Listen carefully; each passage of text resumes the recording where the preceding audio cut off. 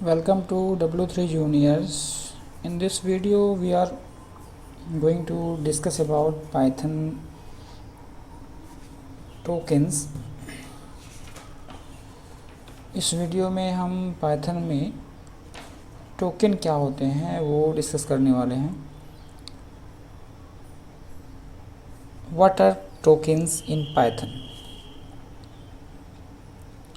Tokens are the smallest unit in a program. Tokens are building blocks of a program.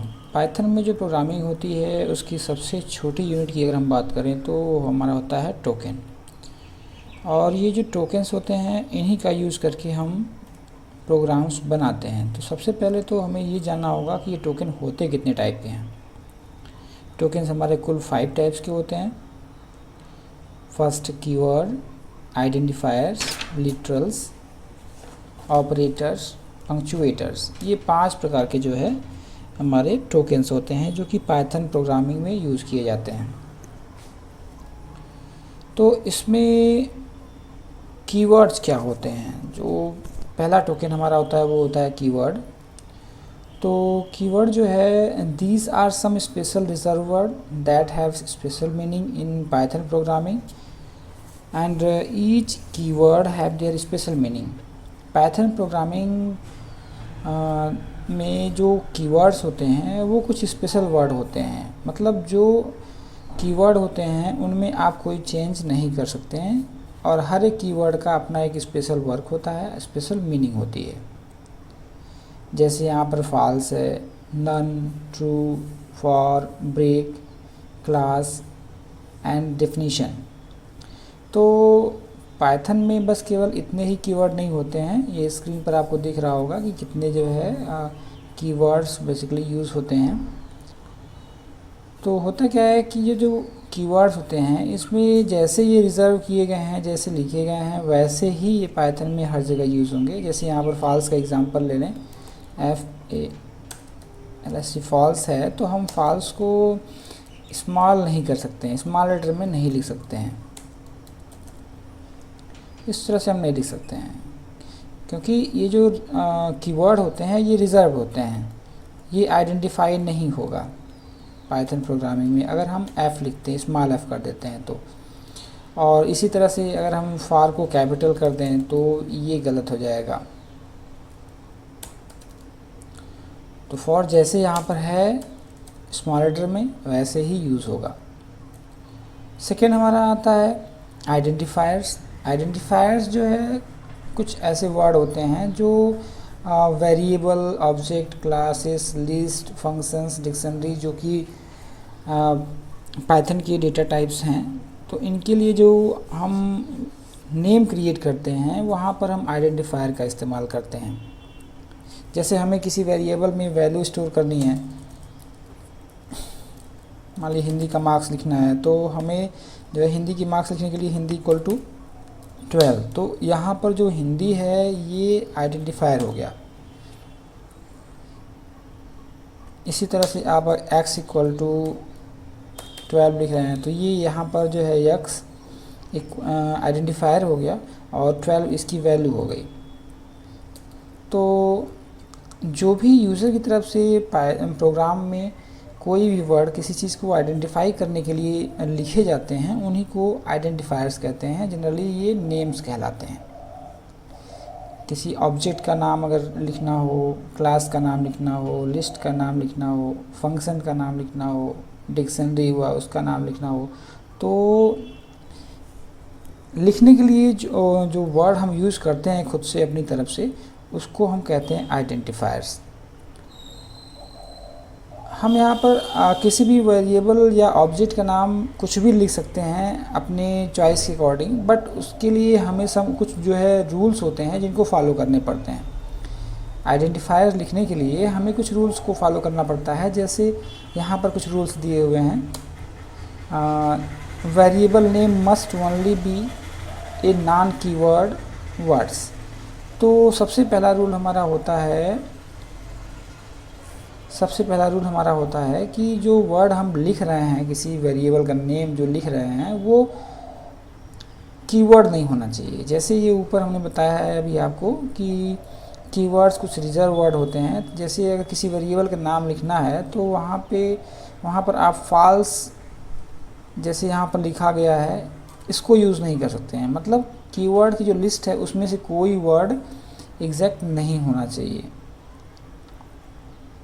Identifier लिखते वक्त इस चीज़ का ध्यान देना होता है कि जो वर्ड हम लिख रहे हैं वो आइडेंटिफायर ना हो।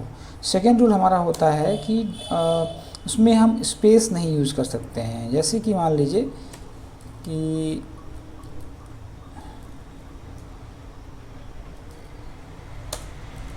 हम यहाँ पर लिख रहे हैं नंबर 1, नंबर NUM, नम, थोड़ा सा स्पेस लेते हैं। तो अगर जो है पाइथन में हम नम इक्वल टू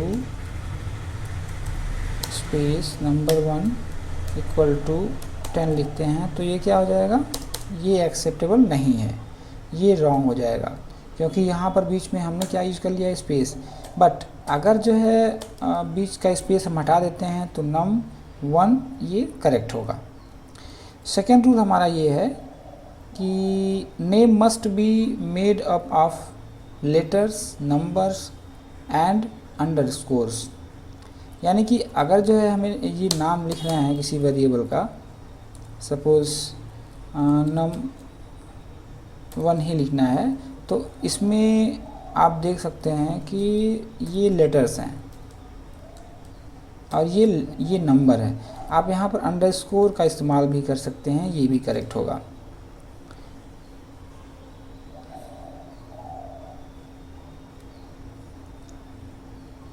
तो यहाँ पर जो है ये भी करेक्ट होगा। जैसे यहाँ पर num_1 इक्वल टू 12 हमने डाल दिया तो ये करेक्ट होगा। लेकिन अगर हम इसमें थोड़ा सा चेंज कर दें, सपोज़ 1 को पहले अगर हम कर देते हैं तो num इक्वल टू 12, तो ये रॉन्ग हो जाएगा। रॉन्ग इसलिए हो जाएगा कि किसी भी वेरिएबल का जो नेम होता है वो नंबर से या सिंबल से स्टार्ट नहीं हो सकता है। यहाँ पर अंडरस्कोर लगाएं तो भी ये गलत होगा, अंडरस्कोर ना लगाएं तब भी ये गलत होगा, क्योंकि ये नंबर से स्टार्ट हो रहा है, तो नंबर से स्टार्ट नहीं होना चाहिए। हम यहाँ पे भी चेक कर सकते हैं NUM नम इक्वल टू, अगर हम यहाँ 10 डालते हैं तो ये इनिशियलाइज हो जाएगा। आप देख सकते हैं नम की वैल्यू 10 आ रही है। बट अगर इसमें हम थोड़ा सा अंडरस्कोर लगा करके भी अगर हम 12 वैल्यू इसमें इनिशियलाइज करें तो ये करेक्ट होगा हमारा। 12 वैल्यू इसकी आ रही है और साथ में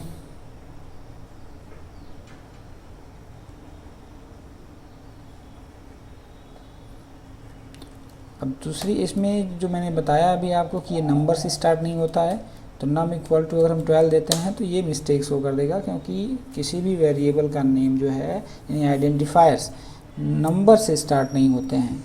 और सेकेंड रूल, नेक्स्ट रूल हमारा जो आता है इसका, name can not begin with number, तो ये आपका हो गया।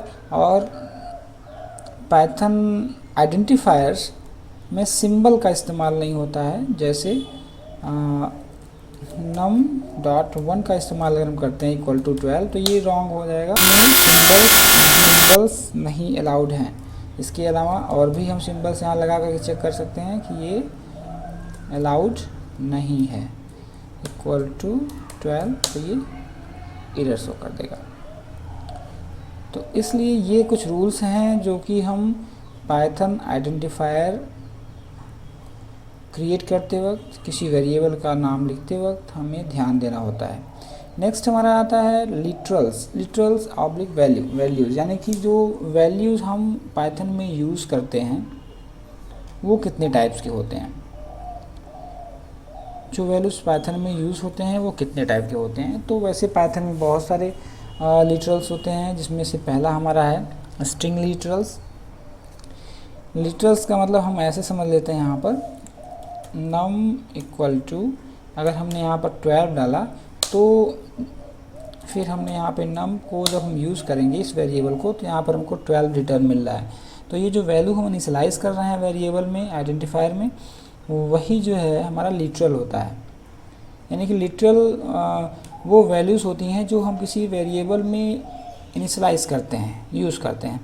तो कितने तरीके के होते हैं ये, कितने तरह के? सबसे पहला हमारा स्ट्रिंग लिटरल्स। स्ट्रिंग लिटरल्स में स्ट्रिंग लिटरल्स क्या होते हैं? A string literals is a sequence of characters surrounded by quotes. तो सराउंडेड बाय कोट्स का मतलब कि जैसे यहाँ पर जो है नेम हमने लिख लिया, name equal to inverted comma में हम लिख रहे हैं अब है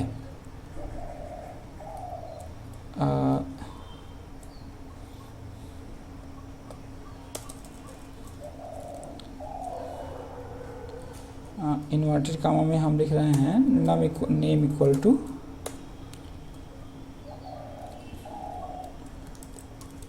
अब है, और इंटर कर दिया। नेम को जब हम यूज़ करेंगे तो यहाँ पर आ गया क्या?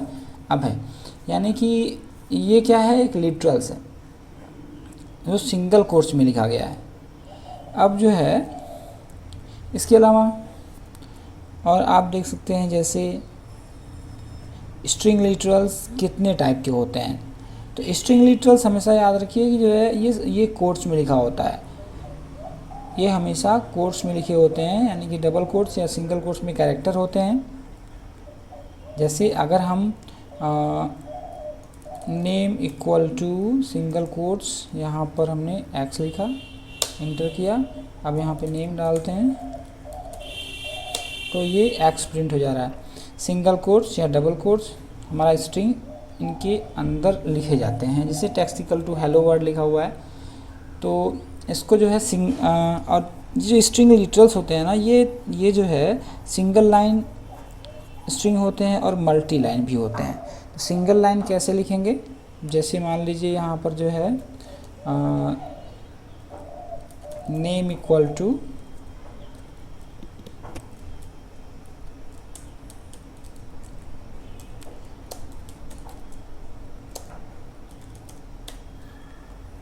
तो इसमें 3 वर्ड आपको दिखाई दे रहे हैं, तो इसको भी इंटर करेंगे और नेम का इस्तेमाल करेंगे तो ये तीनों वर्ड एक साथ आ जाएंगे और ये तीनों एक लाइन में आ रहे हैं, यानी कि ये सिंगल लाइन स्ट्रिंग की वर्ड है, ये स्ट्रिंग लिटरल्स हैं। अब इसमें जो है अगर हम स्लैश का इस्तेमाल कर दें, जैसे name equal to inverted comma Anurag slash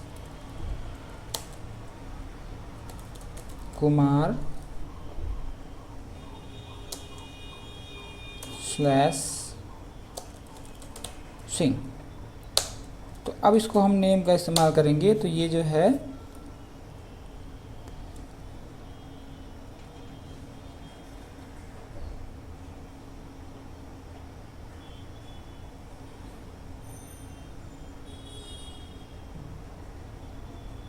हाँ, तो इसको जो है ये हमारा जो क्या होता है multi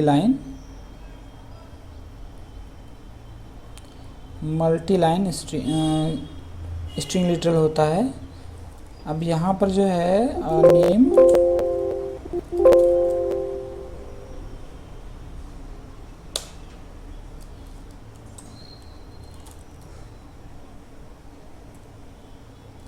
equal to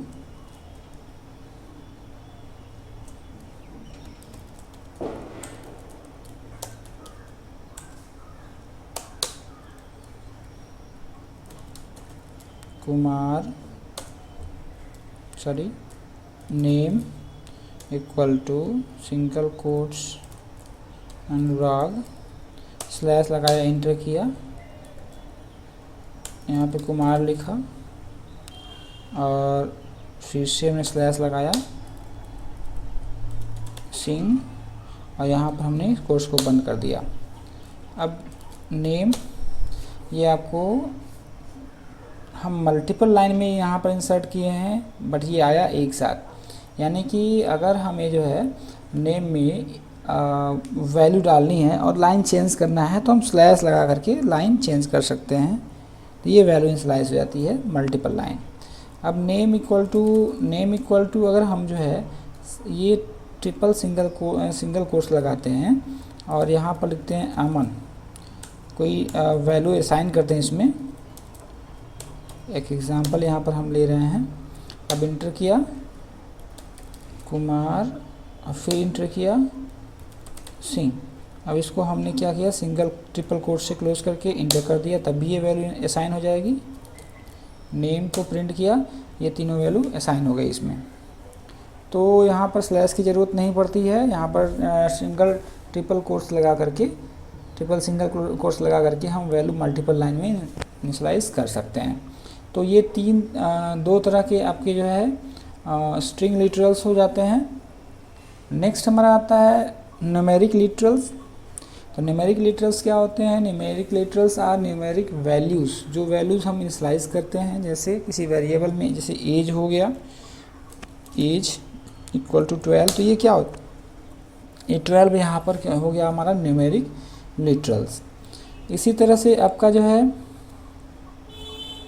Boolean literals आता है। बुलियन लिटरल्स का मतलब कि जिसकी दो ही कीवर्ड वैल्यू होती है, बुलियन लैंग्वेज, यानी कि ट्रू एंड फॉल्स, दो तरह की वैल्यू होती है बुलियन लिटरल्स में। यानी boolean literals are use to represent one of the two boolean values that is true और फॉल्स। तो इसको हम कैसे चेक करेंगे, इसको भी हम आपको दिखा देते हैं। जैसे नेम, या यहाँ पर ले सकते हैं एज इक्वल टू 12, तो और